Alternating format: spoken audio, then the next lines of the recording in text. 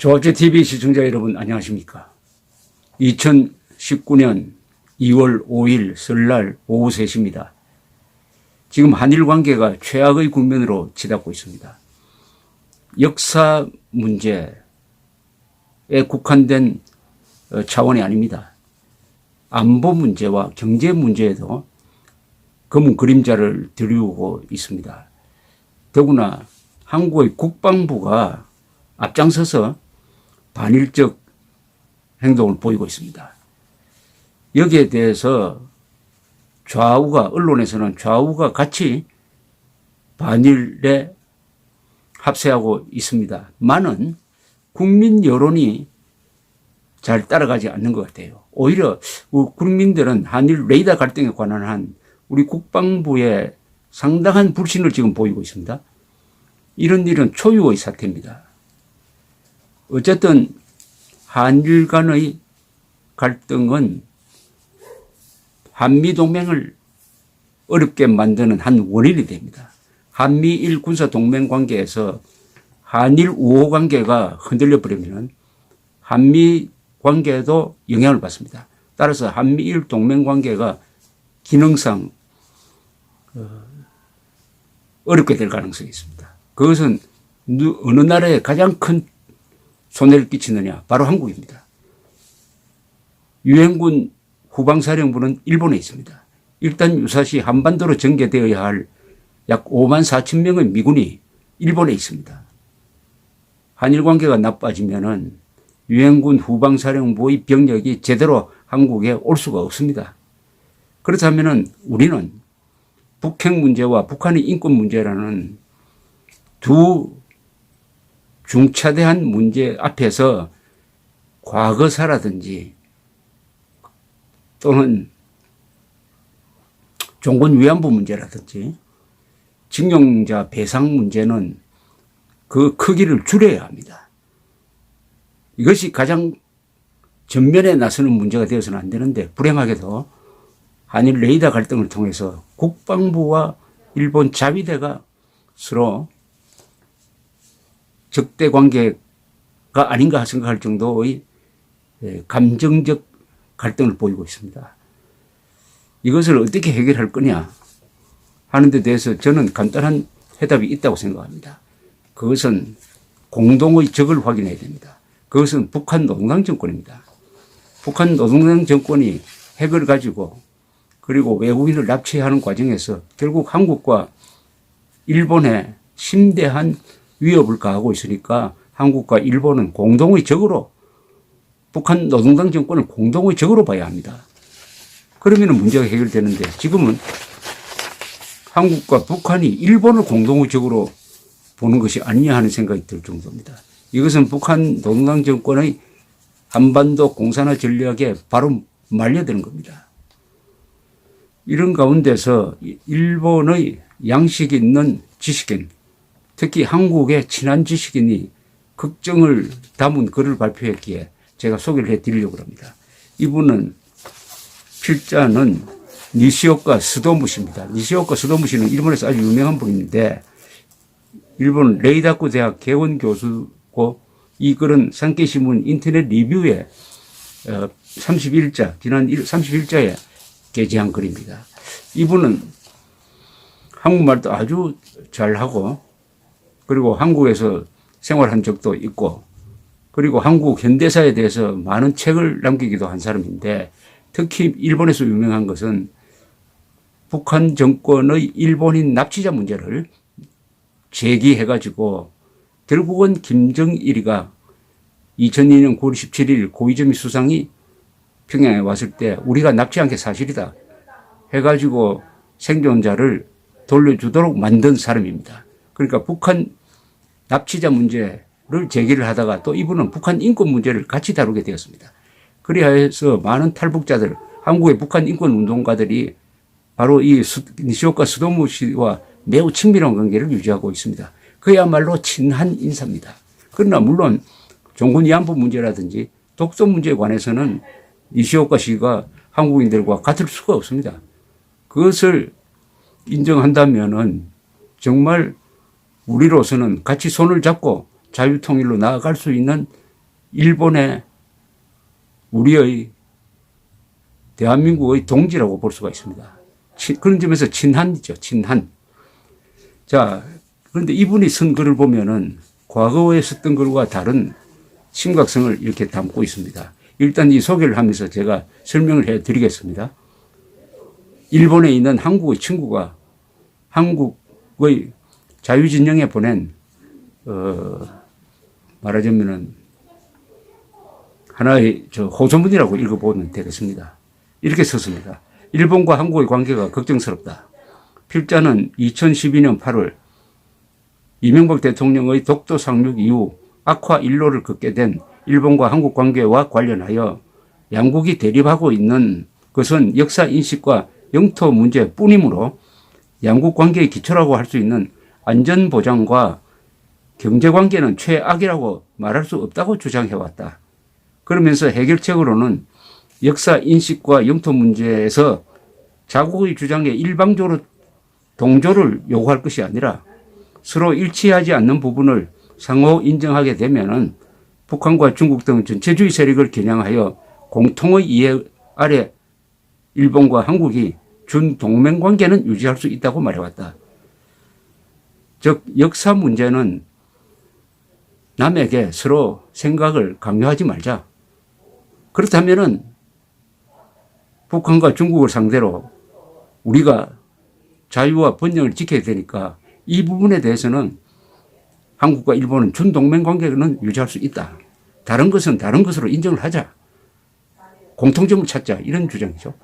그러나 마침내 해상자위대 초계기가 한국 해군의 위험 행위에 노출되었고 일본 기업의 재산이 침해당하는 등 양국의 관계 악화 국면이 안보와 경제로까지 번지고 말았다. 필자는 지난 1월 중순 한국을 방문하여 보수 지식인들과 탈북자 출신의 북한 인권 운동가들을 만났지만 이들도 한결같이 일본과 한국의 관계를 악화시키고 반기는 것은 북한 독재 정권이라고 이를 열었다.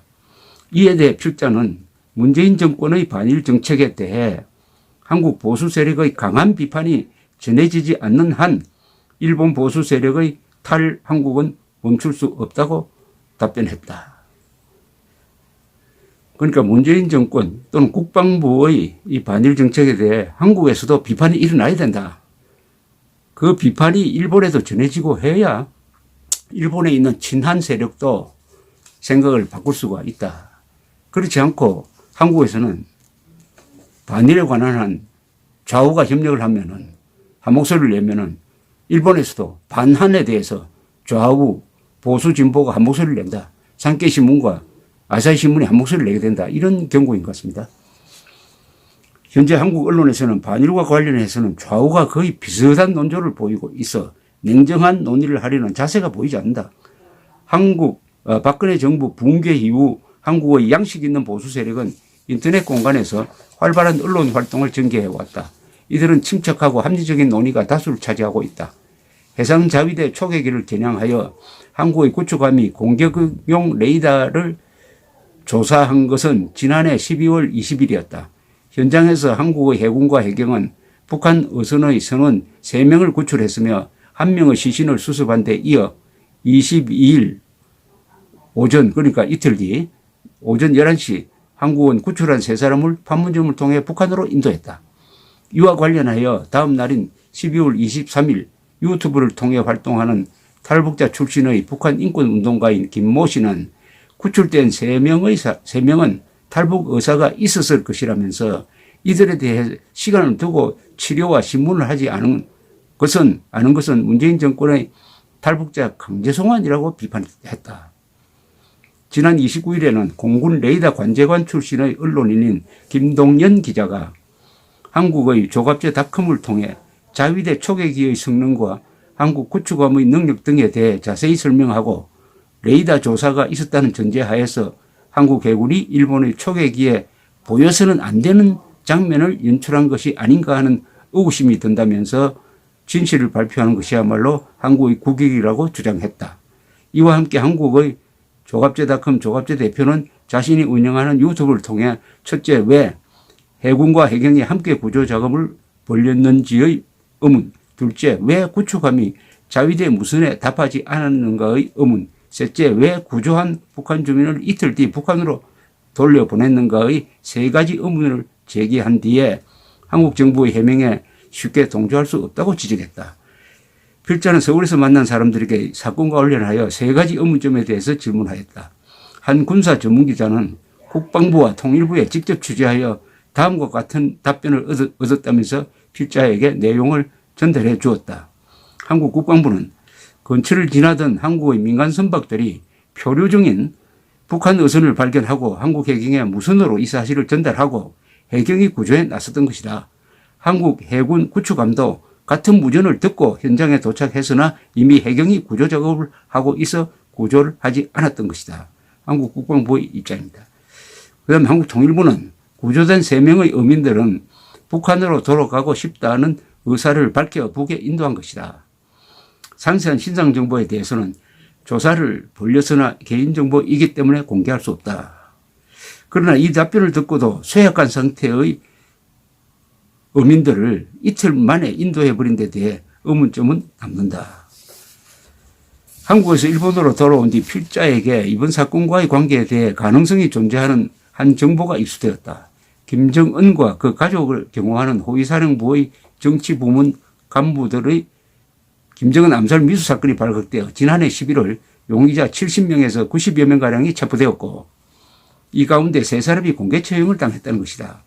한국 언론 보도에 따르면 구조된 선원들은 장기간 물과 식량을 섭취하지 못하여 1명이 사망했고 남은 3사람은 뼈가 튀어나올 정도로 말라 탈수 상태로서 최소 3주가량 바다를 표류한 것으로 보인다고 언급했었다. 북한의 최고 지도자인 김정은 암살 미수 사건에 연루되었던 범인들의 경우 붙잡히면 가족 연좌죄로 엄벌에 처해진다. 어선을 훔쳐 해류를 타고 일본으로 망명하려던 것도 충분히 상정할 수 있다.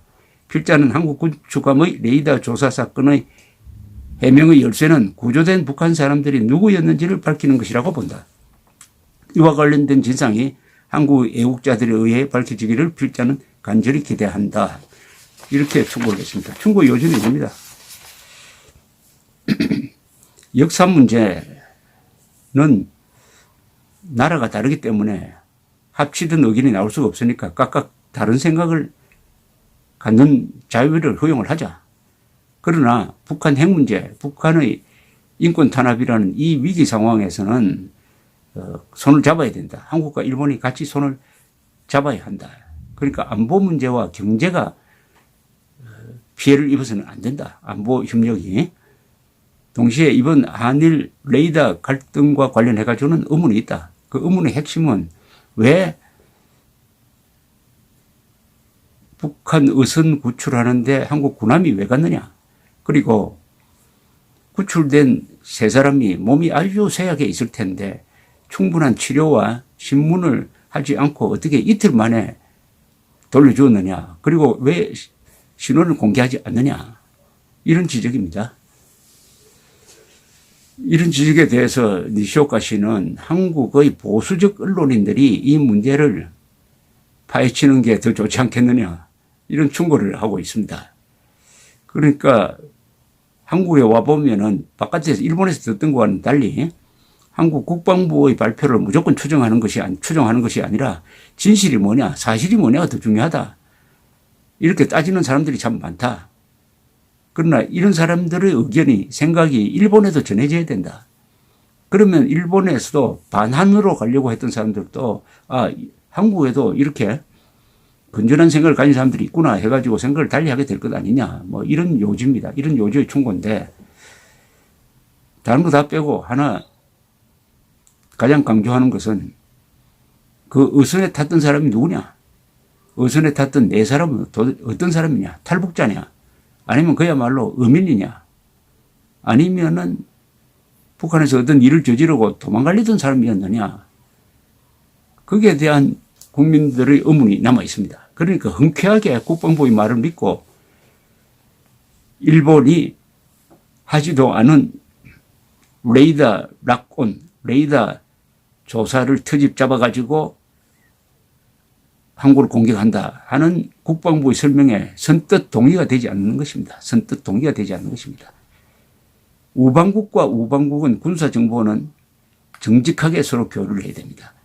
물론 적을 상대로 할 때는 적군을 상대로는 정보를 정확하게 교류하면 큰일 나죠. 그러나 우방국, 일본과 한국은 우방국입니다. 레이더 조사가 과연 있었느냐 없었느냐, 그리고 그 의선 탔던 네 사람의 신원은 뭐냐, 동시에 왜 일본 자위대의 초계기가 6분에 걸쳐서 왜 우리에게 레이더 조사를 하느냐고 물었을 때 왜 한국은 한 번도 그 방송을 들었을 텐데 대답이 없었느냐, 이런 데 대한 자세한 취재가 한국의 자유진영 지식인들에 의해서 이루어졌으면 좋겠다는 이 충고, 뉴욕과 스도무시의 충고, 북한 인권 문제, 북한 인권 운동가의 충고이므로 더 깊게 그 의미가 전달된다고 생각합니다. 감사합니다.